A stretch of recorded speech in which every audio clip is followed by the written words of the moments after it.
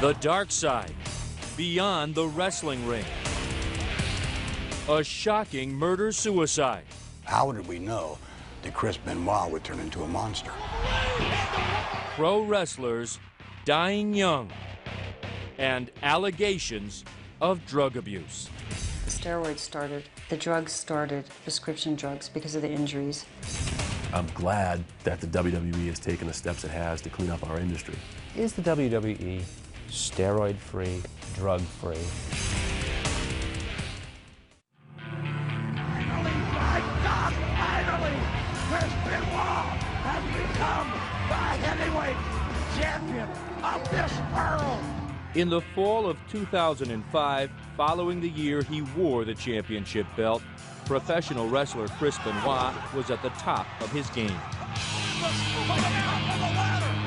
In the ring, with the body of an Adonis, he was slamming opponents, being slammed, and putting on a show.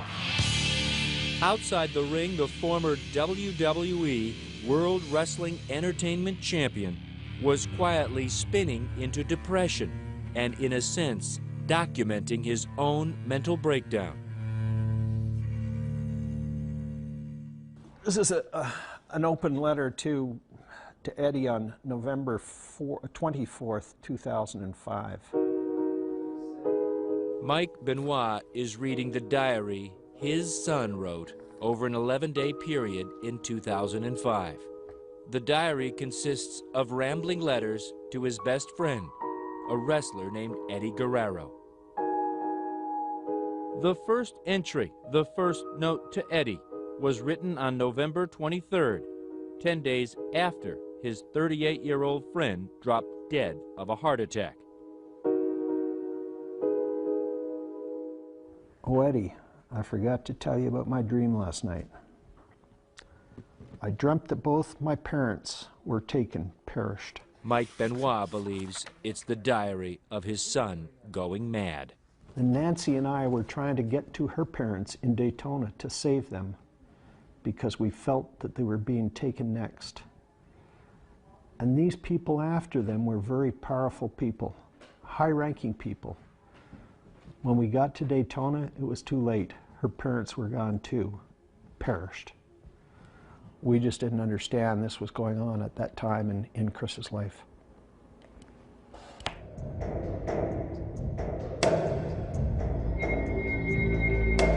"19 months later, during the weekend of June 22nd, Chris Benoit would suffocate his wife Nancy, their 7-year-old son Daniel, then would walk into the basement of his suburban Atlanta home and hang himself. He was 40. The diary was found outside in the trash by a neighbor.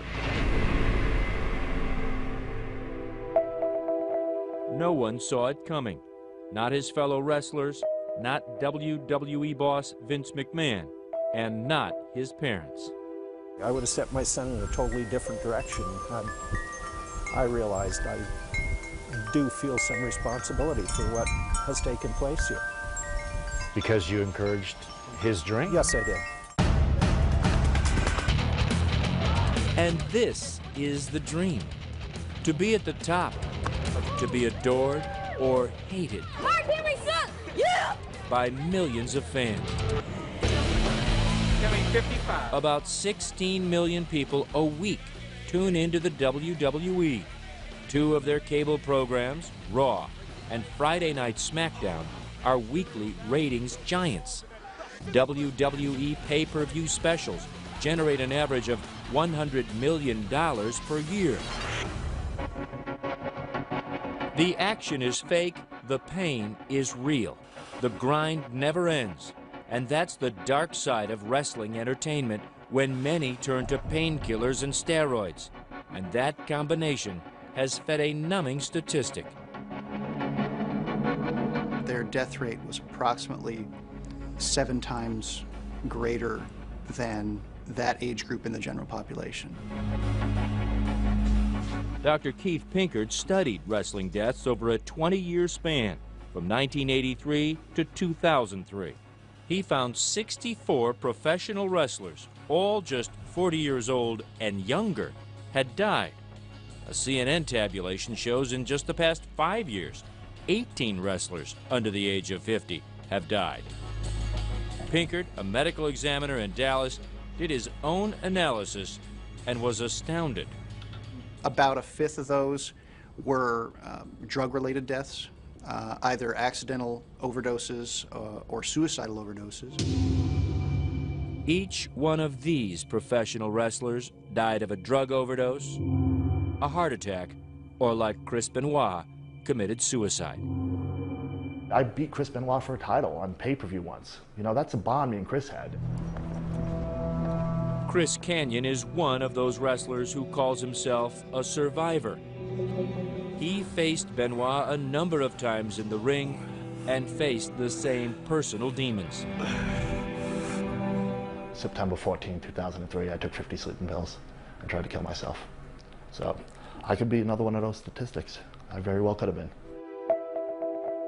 Even Benoit, who once wore the championship belt, had he not killed his family, his suicide alone might have gone virtually unnoticed. But that spectacular crime has now gotten the attention of Congress and the public, and is again turning up the heat on the man who sits atop the world of professional wrestling. Vince McMahon is chairman of World Wrestling Entertainment. His wife Linda is the CEO. Together, they are the business of professional wrestling. Nothing from the WWE, under any set of circumstances, had anything at all to do with Chris Benoit murdering his family. How did we know that Chris Benoit would turn into a monster? In this hour, you will see the real side of fake wrestling. The ringmaster again under fire, performers who pump their bodies with drugs, and a mother who considered killing herself and her 2 children to escape life in the ring. And the only reason I didn't do it is because I couldn't guarantee that we would all die.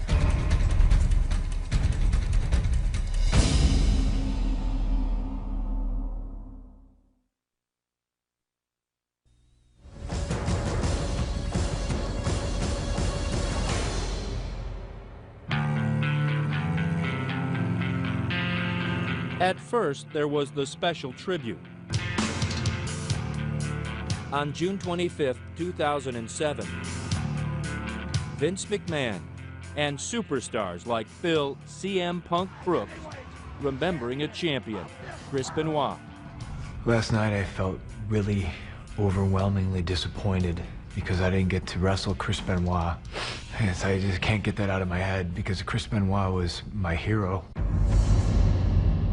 Just one day later, tonight, investigators are calling the horrific scene that they found inside this home a murder-suicide. CM Punk's hero had become a villain, and Vince McMahon and his wrestling empire were on the defensive. Good evening, ladies and gentlemen.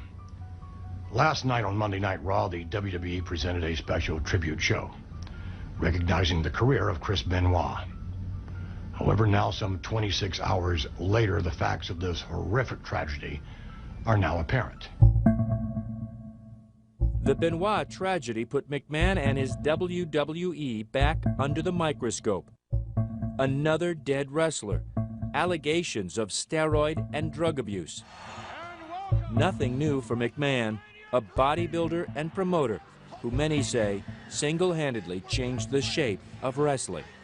Vince has changed this business more than anybody. He has had an unbelievable influence on this business. A lot of it good, some of it not so good. Obviously, that look came from a lot of drugs, a lot of steroids. Del Wilkes wrestled for McMahon and his former World Wrestling Federation as the Patriot. He says he was injured in the ring, became addicted to painkillers, and ultimately spent time in prison. The WWF was known as the company of big guys. Vince liked big guys, and they were all there. You had certain wrestlers who... A former longtime WWE employee who asked us not to reveal his identity goes further, charging that McMahon not only changed the wrestlers, he also changed wrestling's legion of fans. You look at pictures of wrestlers before the mid to late 80s, they don't look like bodybuilders. They look like your unemployed uncle sitting on the couch. That's what they look like. They're not jacked up guys. But now there's an expectation among fans that a wrestler has to look a certain way. As the wrestlers grew, so did the whispers of illegal steroid use. Those whispers turned into headlines when McMahon went on trial in 1994, charged by the federal government with distributing steroids to his wrestlers. The government star witness? McMahon's own, Hulk Hogan. Perhaps the most famous name in all of wrestling. Hogan, whose real name is Terry Bollea, admitted under oath that he had used steroids. He estimated as many as 80% of McMahon's wrestlers were using steroids. Terry! Hogan also testified McMahon knew his wrestlers were on the juice and said that McMahon had ordered steroids for his own use. Despite such damning testimony, McMahon was acquitted, but the trial did lead him to admit to steroid use. The government's long investigation had already led to him announcing an expansion of the drug testing policy for his wrestlers. McMahon tried to assure fans and critics he was serious, saying, "It should come as no surprise to you that the WWF has one of the most comprehensive drug testing education and rehabilitation programs in all of sports." The trial, the scrutiny, and defections to McMahon's biggest rival, the WCW, World Championship Wrestling, led to a downturn in McMahon's fortunes. Eric Bischoff ran WCW for McMahon's arch-nemesis, Ted Turner, who at the time also owned CNN. WCW really dominated the sports entertainment category from probably about 1996 through effectively the first part or the middle of 1998. We were still very, very competitive. If not number one, we're close to it. The WCW and the WWF battled throughout the 90s, and both Turner and McMahon's organizations were dogged by allegations of steroid abuse. It was McMahon, however, who eventually won out. He bought the WCW in 2001, rolled it into his entertainment empire, and became the final word. Yeah, the WWE has, you know, they're the last man standing in the world of professional wrestling. Vince McMahon now lorded over all of wrestling, its profits and its pitfalls. Steroids, human growth hormones, and the quest for bigger people in this industry. You like big guys, right? Well, again, I take exception to the fact that, you know, our locker room now in terms of weight as far as big guys are concerned is lighter than it's ever been in history. There's an expression in our business that here's where you make your money. It's your face. It's what you do with it. McMahon protests, but there's no denying the massive, chiseled, almost unbelievable physiques of many wrestlers, and McMahon's eagerness to promote this look.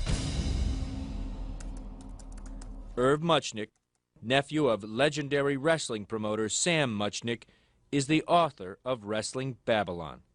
Wrestlers see what works for other wrestlers and they copy it. There are only a handful of really top slots where you make huge money.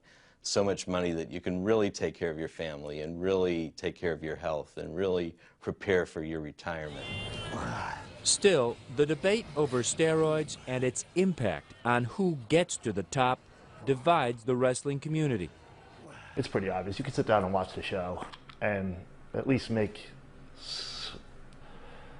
decide at least a percentage of who's on and who's not. Former WWE champ Chris Jericho says you can wrestle and not be pumped up.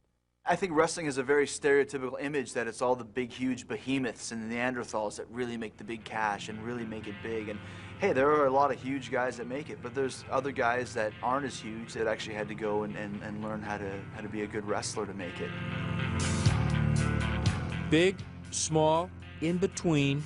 Today, wrestlers may be split on what it takes to make it, but there's only one man who decides who wins and who loses: Vince McMahon. Coming up. Is the WWE steroid-free, drug-free?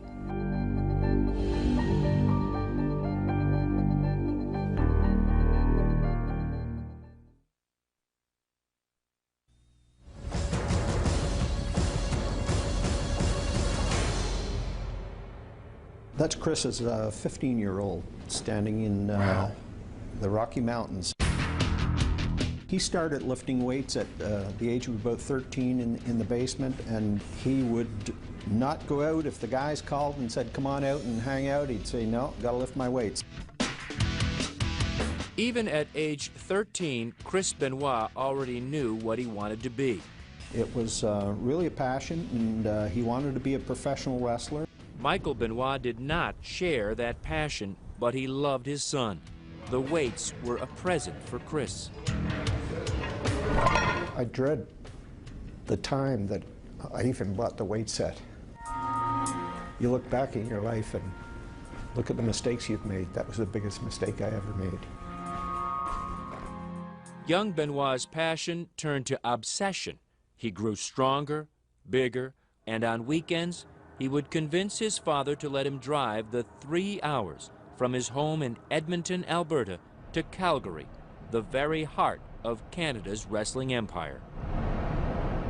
He really thought a fellow by the name of the Dynamite Kid, that became his idol, and really his wrestling style, he really followed the Dynamite Kid. Looking back, Mike Benoit believes allowing Chris to idolize the Dynamite Kid was an even bigger mistake.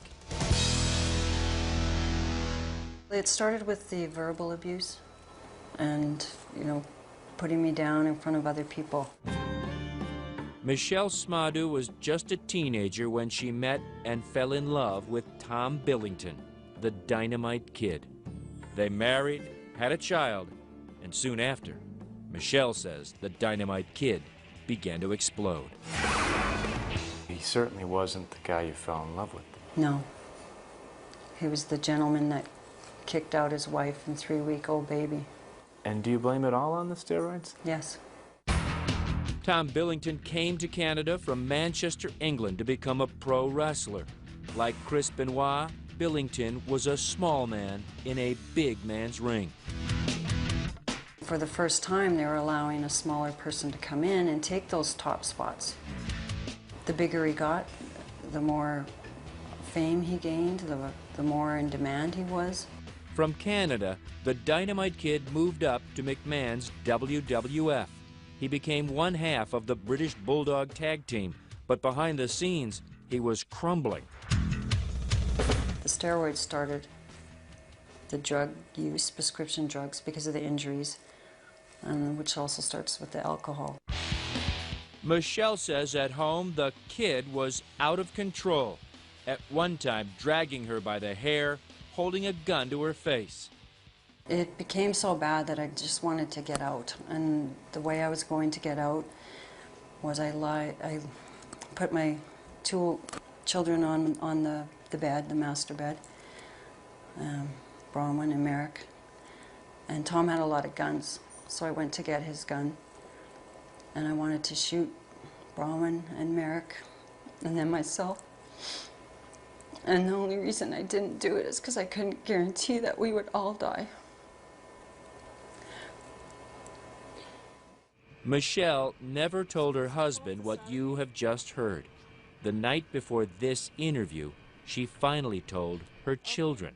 I can't imagine how tough that was to tell them. Did they look at you differently? Well, there was a lot of tears, and we didn't say anything. It was a quiet acceptance. They know that something horrible went on during the marriage. The marriage ended in 1991 when Michelle bought her husband a one-way ticket from Canada back to Manchester, England.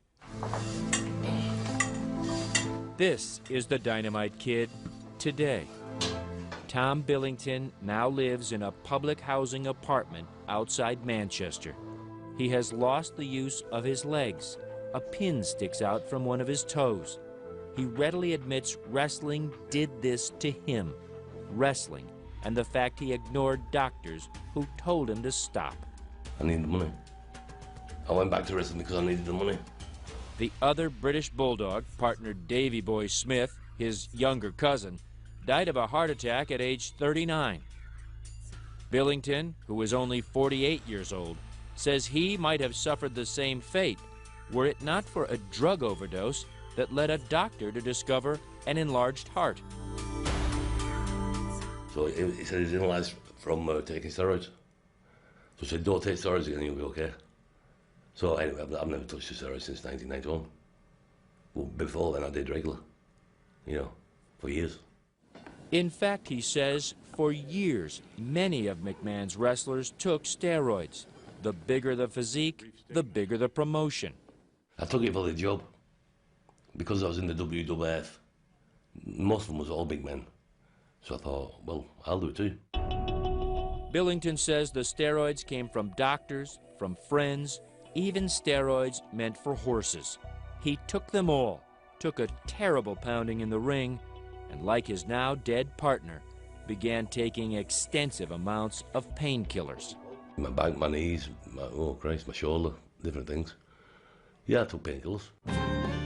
Tom Billington has never laid eyes on a 16-year-old daughter, born after his marriage broke up. He remains bitter about Michelle, saying she's brainwashed his children. He does admit holding a shotgun to her head, but insists he was not violent. I don't think it was violent. I mean, I put a shotgun under her chin once, but I had no shells. I only pretended that. This is the man Chris Benoit idolized. Shortly after Benoit's death, a British newspaper quoted the Dynamite Kid, harshly criticizing Benoit. "We've all been through it," Billington is quoted, "but we didn't take it out on our loved ones." He told us maybe it was the drugs. It can make you aggressive, the steroid. But I don't, well, personally, I wouldn't, you don't want to kill the bleeding kid, would you? Or wife, whatever. Coming up, new revelations about Chris Benoit's death and the Benoit family's search for answers. I said to my wife, I said, it's our only hope.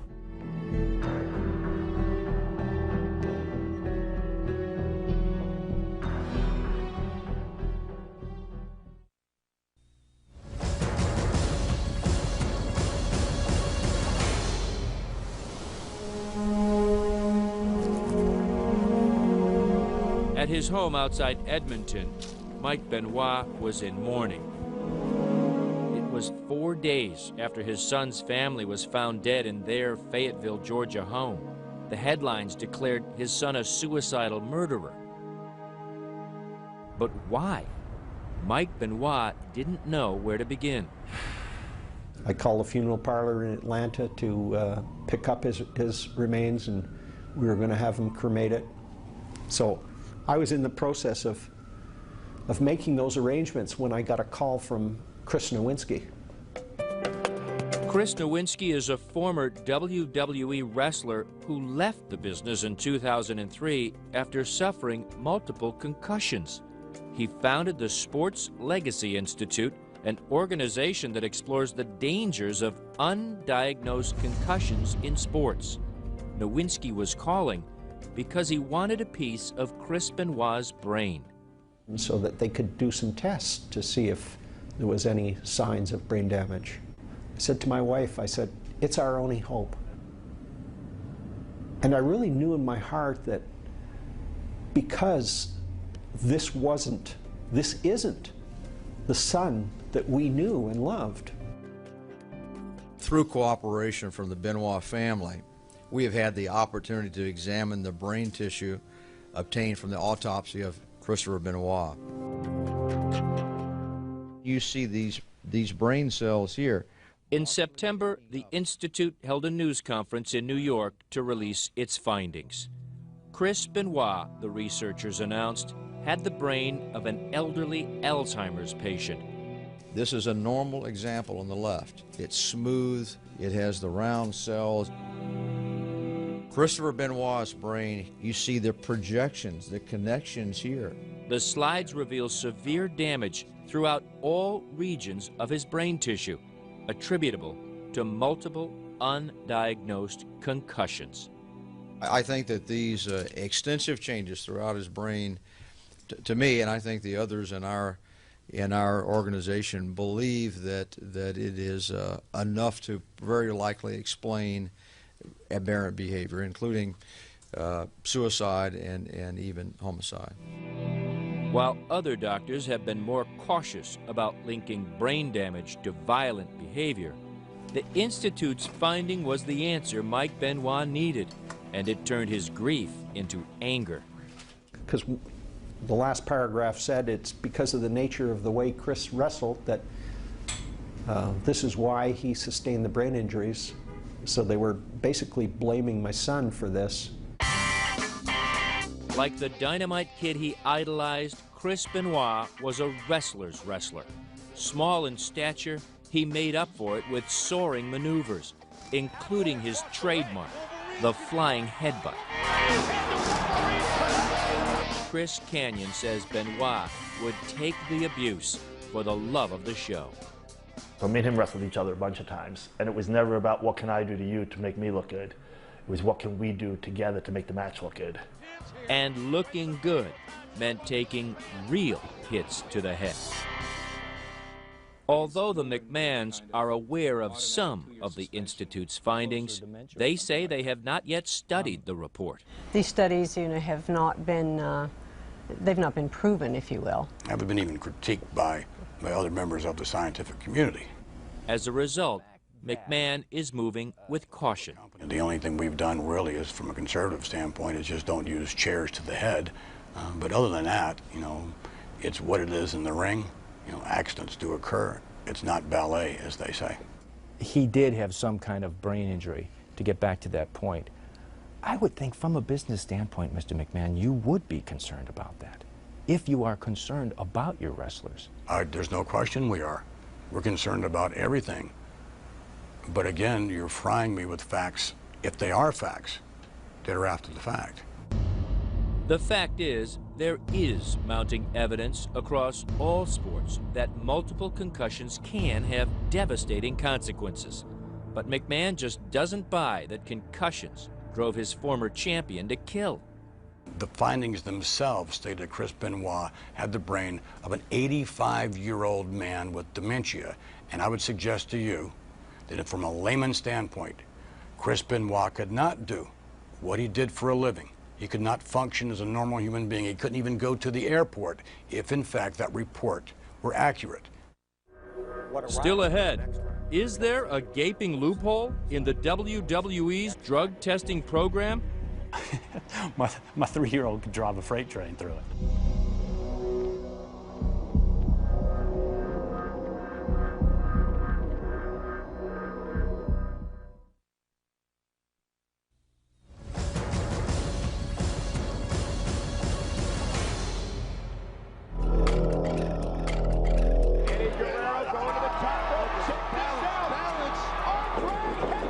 On November 13, 2005, wrestler Eddie Guerrero dropped dead of a heart attack in a Minneapolis hotel room. He was 38. A coroner determined the death was due to heart disease, but noted a history of anabolic steroid use and narcotics. Another WWE star dead before the age of 40. Vince McMahon needed to act.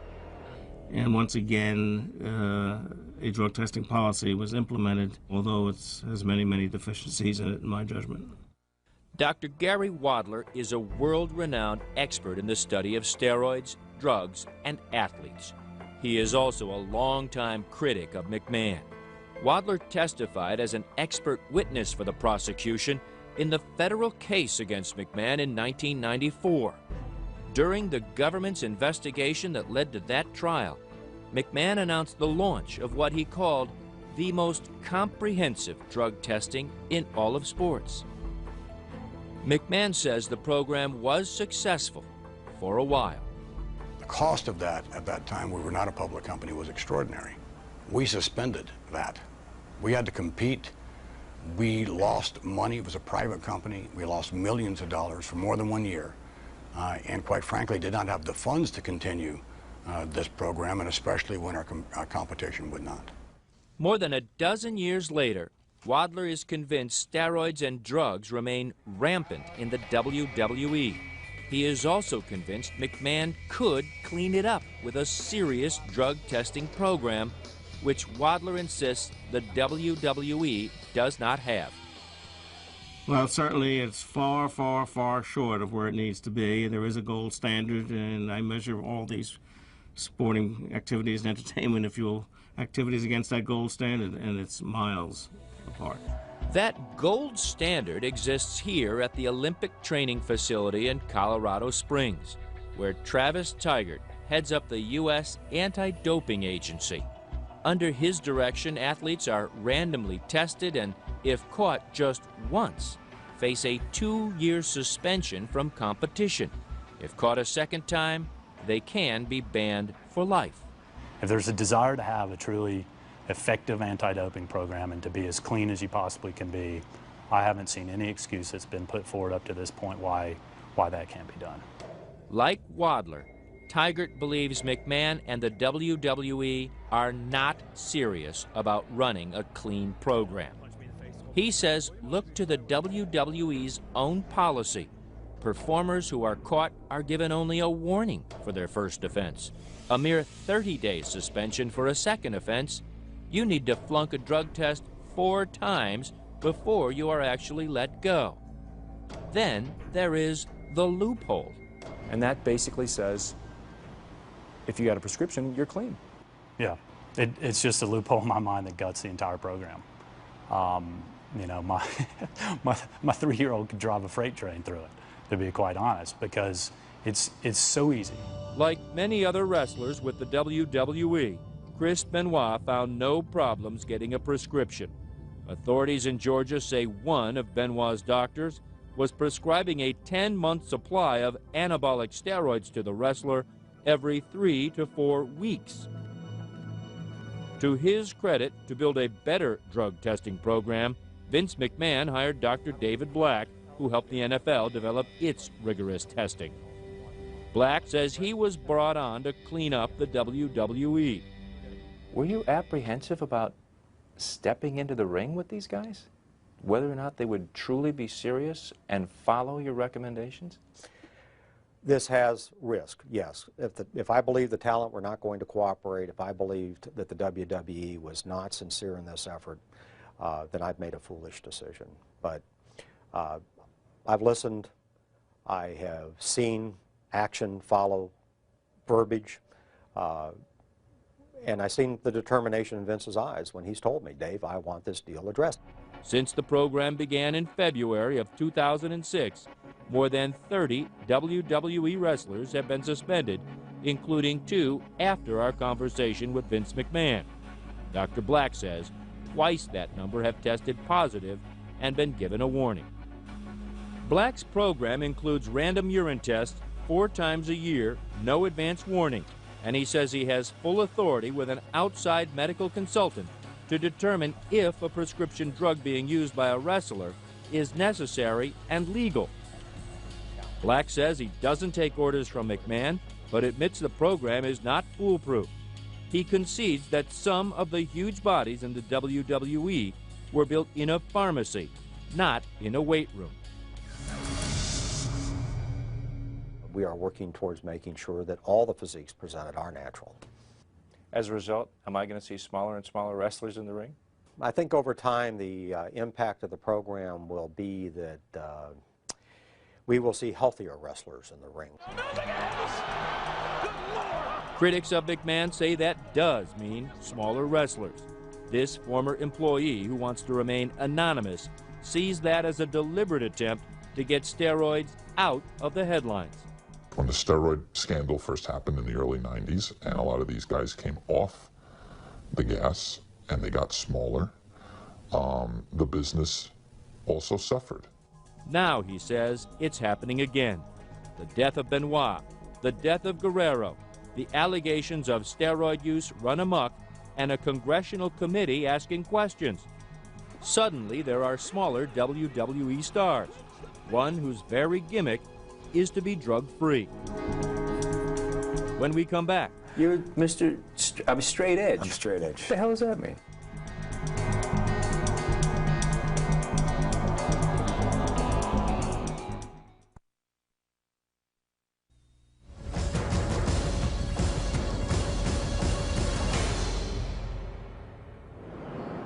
Halloween Eve, Phil Brooks, known to wrestling fans as CM Punk, arrives early at Long Island's Nassau Coliseum. You want to strap this on for me? Since winning the ECW title belt, Punk is more in demand than ever. And tonight, the company owned by Vince McMahon is putting on a pre-Halloween battle. What you got tonight? What, bro? Casey. See you, bro. Let's get him.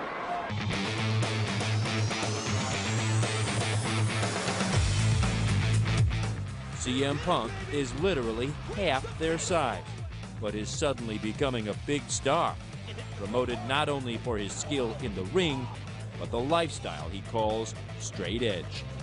It means I don't drink, I don't smoke, I don't do drugs. I guess to a lot of people, I am boring. Punk's clean lifestyle stands out at the WWE.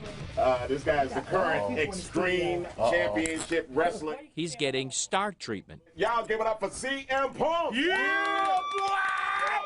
He's tapped for radio interviews. I think what stuck with me from being a kid was the British Bulldogs. Even his workouts get interrupted with the press calls, like this one from Germany. You know, you've been at it for 10 years, but your sudden rise to fame at this time has to do with the fact that the WWE wants to hold you up as an example, saying, look, we've got a clean wrestler. I think it was, I don't think that's the sole reason. I think it was more circumstance, you know? I mean, all this stuff started to happen, and I just happened to be there. While the WWE is trying to put the Benoit story behind it, its wrestlers can't escape nagging questions about steroid abuse. John Cena is a WWE superstar, now recovering from an injury in the ring. He doesn't like being asked if he has used steroids. Have you ever used steroids? Absolutely not. This is a crazy question, and it's something that it's tough to answer just because of the way society is now, the way people conceive things, because performance-enhancing drugs have got the spotlight, and it's a hot thing to talk about. The McMahons, Linda and Vince, insist their drug policy is for real, and the accusation that it's just for show to take the heat off is not true. The federal government didn't suggest that we start a program of this nature. The media didn't suggest that we start a program of this nature. It started because it was the right time to do it. We had the funds to do it. It was the right thing to do. Is the WWE steroid-free, drug-free? I don't think that there's any organization in the world, be it entertainment or be it sport, that can tell you that they are totally drug-free. Evidence of that surfaced just this past September, 3 months after Benoit's death. A prosecutor in Albany, New York, found 10 current wrestlers on the customer list of an internet pharmacy accused of dealing illegal steroids. So we took action immediately, the same day. They weren't actually caught by the WWE's drug policy. They were caught by some local prosecutor. Sure. Chris Benoit was one of them. But he had been caught earlier by the WWE, testing positive for testosterone. Because it was a first offense, he was only given a warning. When Benoit retested just this past April, 2 months before his death, he was clean.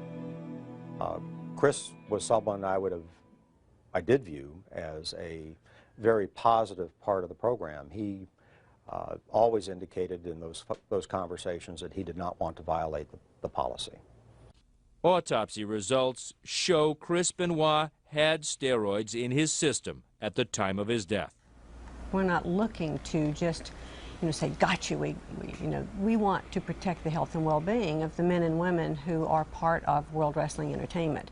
As it turned out, the McMahons are holding up their testing program, which now includes heart scans for their performers, as an example of a positive turn in a tough business. They have even offered to pay for drug and alcohol rehab for former wrestlers. But McMahon is not about to accept any blame for what others do to themselves. from a humane standpoint, I mean, is that hard to swallow, that so many of these wrestlers are dying so young? Well, again, I think that from a responsibility standpoint, I think that we all as individuals are responsible for our own actions. If someone passes through our organization, certainly our organization is not responsible for someone's own personal activities. And what would Chris Benoit's father say to Vince McMahon if he has the chance? It's too late for my son. It's too late for my daughter-in-law. It's too late for my grandson. But you know, let's be concerned with the guys that currently work there. Let's do something meaningful.